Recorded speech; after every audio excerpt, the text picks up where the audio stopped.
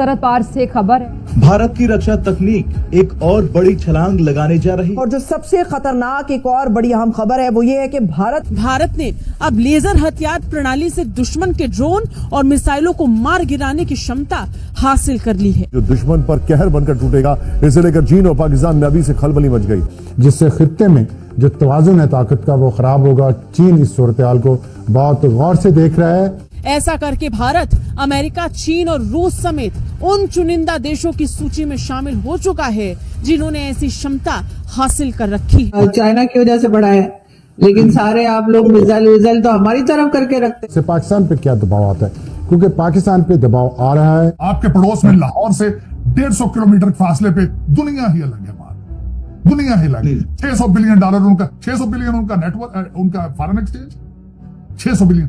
चंद्रयान पे जा चुके हैं, अदिति 1 उन्होंने छोड़ दिया है।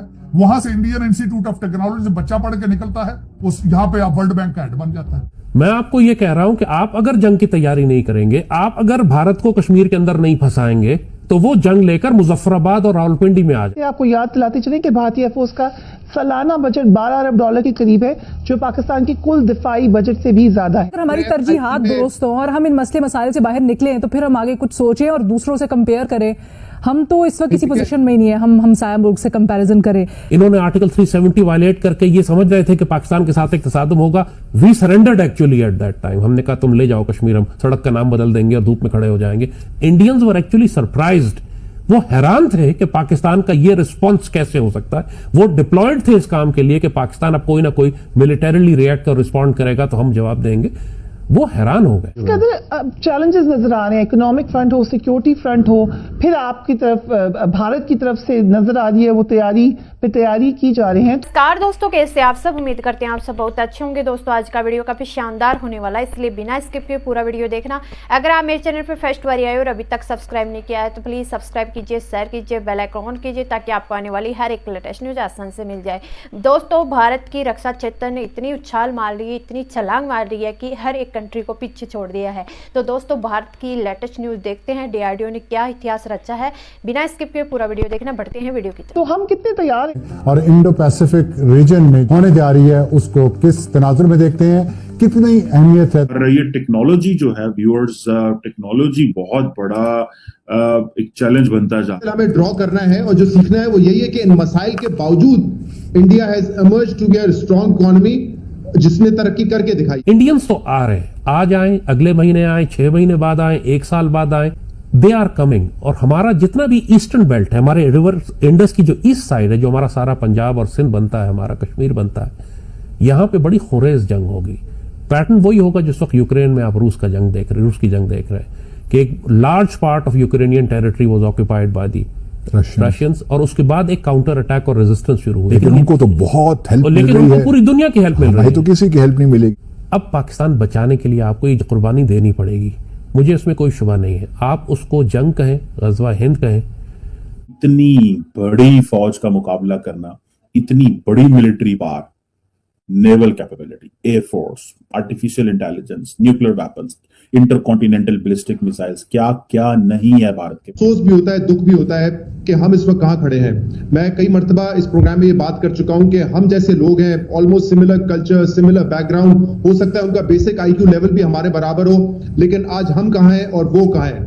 एक तरफ आपको इंटरनेशनल चैलेंजेस हैं, दूसरी तरफ से आपको शदीद किस्म का सिक्योरिटी का बुरान दोबारा आता हुआ नजर आ रहा है। क्या हम तैयार हैं? अब पाकिस्तान इसका कैसे मुकाबला करेगा? इंडिया अपनी मिलिट्री मॉडर्नाइजेशन पे भी फोकस कर रहा है। So India is like a country which understands कि हमें बड़ी तेजी से अपने डिफेंस पे खर्चा करने की जरूरत है, बिकॉज चाइनीज बहुत आगे निकल रहे हैं। वो चाइना की तरफ देख रहे हैं, हम इंडिया की तरफ देख रहे हैं कि हमने इंडिया का जो मुकाबला कैसे करना। मतलब हमारे लिए बड़ी frankly speaking it's serious matter. ये कोई है जो हमको कुंदन बनाएगी। हमें अब एक जंग की जरूरत है एक्चुअली बहैसियत एक कौम। वो कुर्बानियां जो हमारे बड़ों ने पाकिस्तान बनाते हुए दी थी, अब हमें वही कुर्बानियां पाकिस्तान को बचाने के लिए भी देंगे, इसलिए कि we are taking Pakistan for granted. हमारी ये जनरेशन जो है पाकिस्तान को सिर्फ फॉर ग्रांटेड लेती है। बाप दादा की कुर्बानियां थी, हमें क्या मिला, हमें इस पाकिस्तान ने क्या दिया। इनको अल्लाह पाकिस्तान की कदर कराएगा। अभी पाकिस्तान में जो इस वक्त हालात हैं, لوگوں کے کھانے کے مسائل، انفلیشن آپ دیکھیے، اندرونی اعتبار سے ہم خلفشار کا شکار.